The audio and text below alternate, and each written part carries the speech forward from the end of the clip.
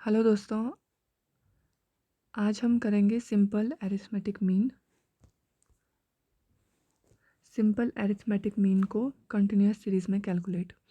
इससे पहले individual series और डिस्क्रीट सीरीज़ में तीनों मेथड से, जैसे मैंने पहले भी बताया था कि समांतर माध्य को ज्ञात करने की 3 विधियां होती हैं, डायरेक्ट मेथड, शॉर्टकट मेथड और स्टेप डिविएशन मेथड।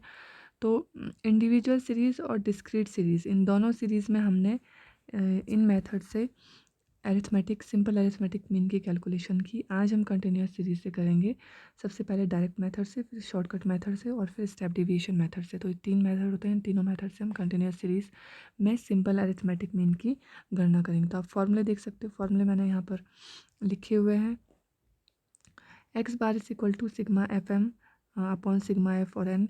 कई सारे ऐसे यहाँ पर टर्म है जो पहले भी आपको बताए गए हैं कि सिग्मा एफ क्या होता है, एन क्या होता है, एफ क्या होता है, ये आपको पहले भी बताया गया है। लेकिन एम जो है ये एक नया टर्म है जिसका मतलब हम समझेंगे क्वेश्चन के थ्रू। और इंडिविजुअल सीरीज़, डिस्क्रीट सीरीज़ और कंटिन्यूस सीरीज़ में आपको डिफरेंस भी बताया गया था।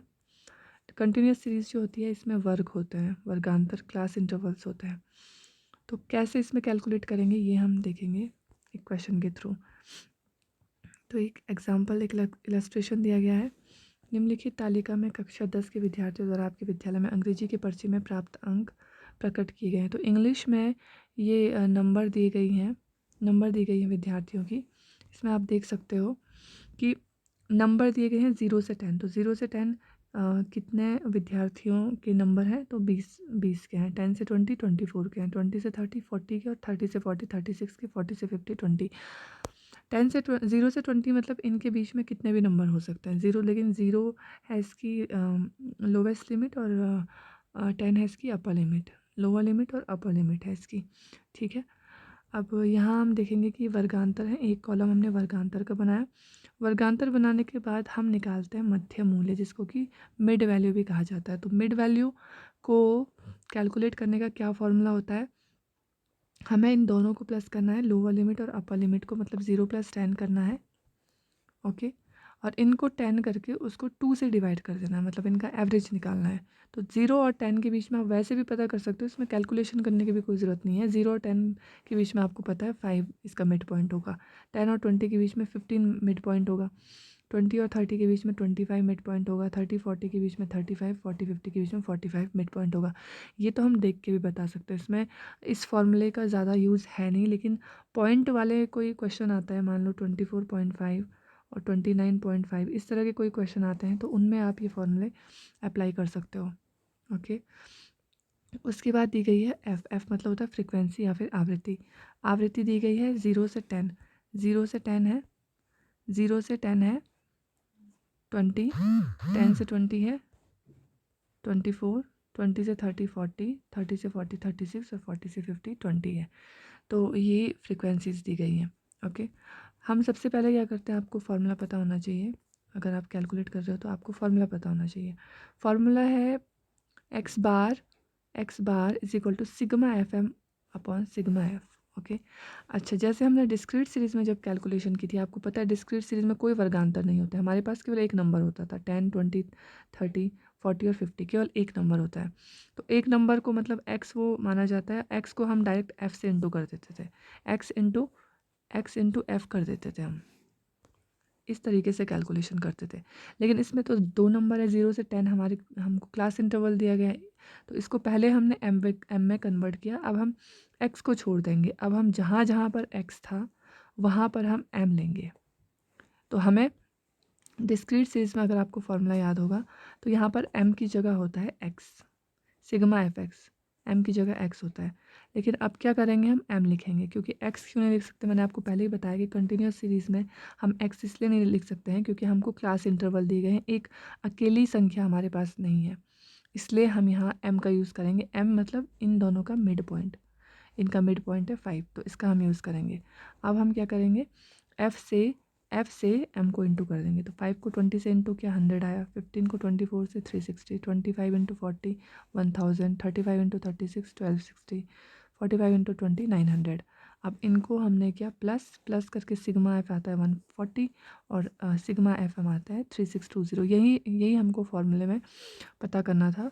इसलिए हमने फॉर्मूले में इनकी वैल्यू रख दी, सिग्मा एफ एम की, f m means f into m की और सिग्मा एफ की, इन दोनों की हमने वैल्यू रखी, हमारा आंसर आता है 25.86। ओके, ये तो डायरेक्ट मेथड था, इसमें ज़्यादा कोई कैलकुलेशन है नहीं। ओके, टेबल भी इसमें सिंपल सी है, 4 हमने कॉलम बना रखे हैं, एक एक्स का, एक एम का, एक एफ का जो कि हमें दे ही रखा था, और एफ एम हमने कैलकुलेट किया है बस यहाँ पर, बाकी सारी चीज़ें हमें दे रखी थी, केवल एम भी हमने कैलकुलेट किया है जो कि बहुत ही आसान है। तो डायरेक्ट मेथड से हमारा आंसर आता है, प्रत्यक्ष विधि से हमारा आंसर आया 25.86। अब यही जो क्वेश्चन है, इस क्वेश्चन को हम दूसरे मेथड से सॉल्व करके देखेंगे। ओके, इसी क्वेश्चन को हम दूसरे मेथड से जब सॉल्व करेंगे तो आप देख सकते हो यहाँ पर नंबर दिए हैं, विद्यार्थियों की संख्या, क्वेश्चन सेम वही है।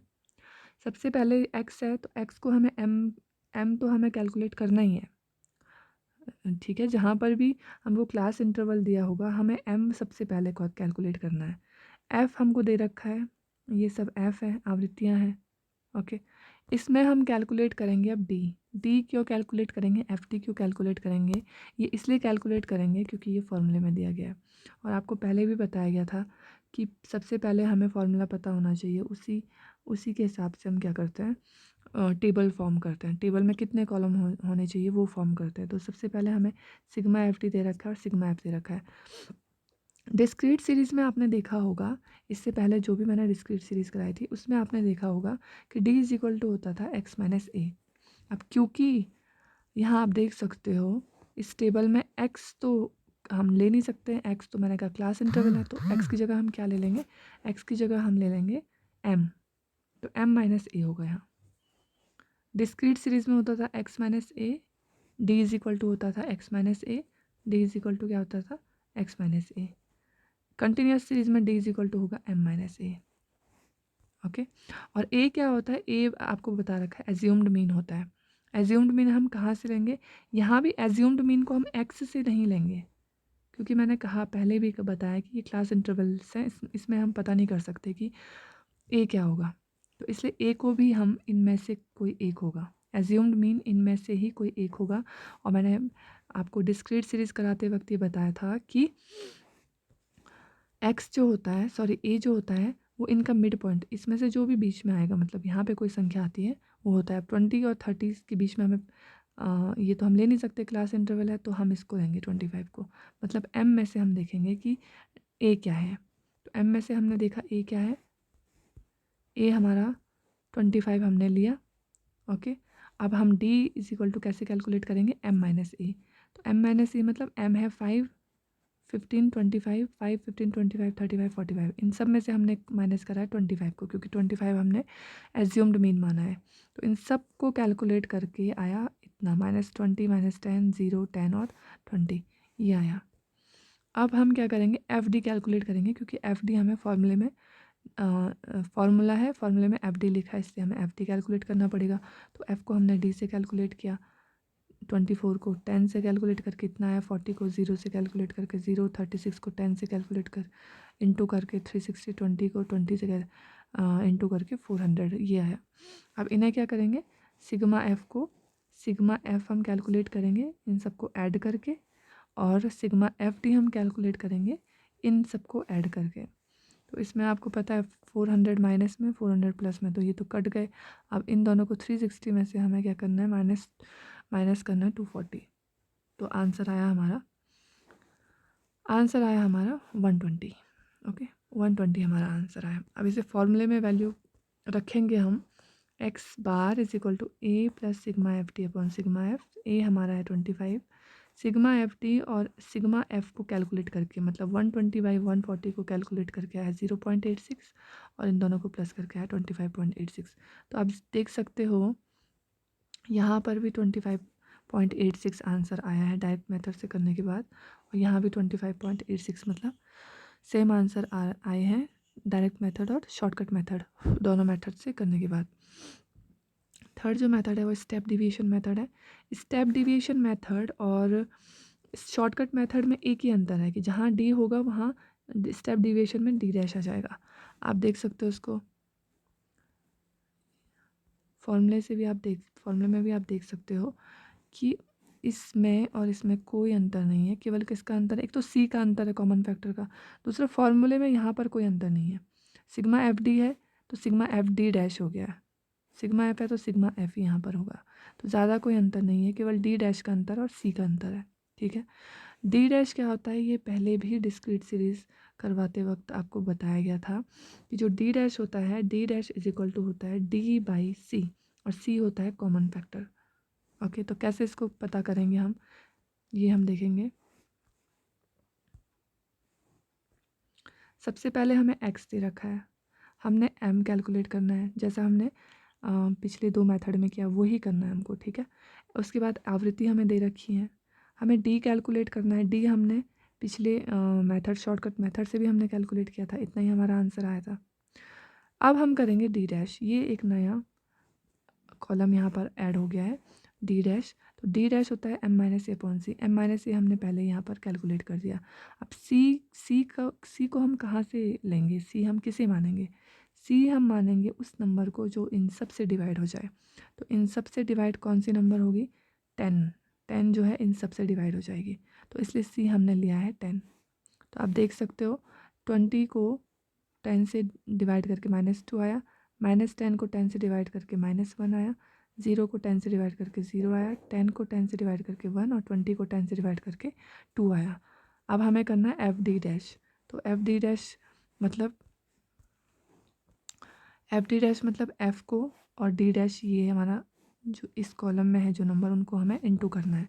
तो 20 into -2 of -40, 24 into -1 -24, 40 into 0 0, 36 into 1 36 और 20 इंटू 2 40। इनको हमें इनका योग हमने किया तो सिग्मा एफ डी डैश हमारा आता है 12 और सिग्मा एफ है 140। तो ये हमने पता कर लिया फॉर्मूले में। अब देखेंगे हम ए एज्यूम्ड मीन हमने 25 माना, ये मैंने पहले भी बताया था शॉर्टकट मेथड में से कैसे मानते हैं, किस में से लेते हैं, एम में से लेते हैं। एम क्या होता है, एम होता है एक्स जो दी गई है उनका मिड पॉइंट, मतलब 0 से 10 तक, अगर हमको 0 से 10 हमारी क्लास इंटरवल है तो इसका मिड पॉइंट हो जाएगा 5। अगर हमारी क्लास इंटरवल है 10 से 20 तो मिड पॉइंट हो जाएगा एम हो जाएगा, ये एक्स है तो एम होगा 15। इस तरीके से आप देख सकते हो। ओके, तो sigma F D dash upon sigma F ये कैलकुलेट पहले ही कर दिया है। ए है हमारा 25, इसको कैलकुलेट करके किया आया था तो इसे लिख दिया 0.086, और सी हमने 10 लिया था। तो 25 और प्लस इन दोनों को इंटू करके 0.86 आया और प्लस करके 25.86, तो आंसर हमारा सेम आ गया 25.86 स्टेप डिविएशन मेथड से। तो तीनों मेथड से आंसर सेम आया है, और आप फॉर्मूले में देख सकते हो कि ज़्यादा कोई अंतर नहीं है। डिस्क्रीट सीरीज़ और कॉन्टिन्यूस सीरीज़ लगभग सेम ही है, केवल इसमें एक स्टेप और बढ़ जाता है, वो एम का होता है। इसमें एम क्यों होता है मैंने पहले भी बताया, एम इसलिए होता है क्योंकि एक्स में क्लास इंटरवल्स होते हैं जिनको हम ले नहीं सकते एज इट इज़, तो इसलिए हम उनका मिड पॉइंट निकाल लेते हैं जिसे हम एम बोलते हैं। एम होता है मिड पॉइंट। और डी आपको पता है कि डी इज इक्वल टू होता है एक्स माइनस ए, और डी डैश निकालना हो तो डी डैश को डी बाई सी भी बोल सकते हैं। क्यों, क्योंकि डी डैश होता है एक्स माइनस ए बाई सी, और एक्स माइनस ए आपको पता है डी है, तो d dash is equal to हो गया डी बाई सी। और सी भी आपको बता रखा है कि सी कैसे हम देखते हैं, सी किस में से देखते हैं, सी देखते हैं डी में से। डी में से कौन सी ऐसी नंबर है जो सबसे डिवाइड हो जाएगी, वो होता है हमारा कॉमन फैक्टर, इसको कहते हैं कॉमन फैक्टर। इन फॉर्मूले की मदद से हम कैलकुलेट करते हैं अरिथमेटिक मीन, और इसी तरीके से हमारा अरिथमेटिक मीन आज हो गया है कंप्लीट। अगर आपको डिस्क्रीट सीरीज़ और इंडिविजुअल सीरीज़ की भी में कैसे कैलकुलेशन करते हैं मीन की, अरिथमेटिक मीन की, तो आप देख सकते हो, वीडियोस पहले ही अपलोड की गई हैं।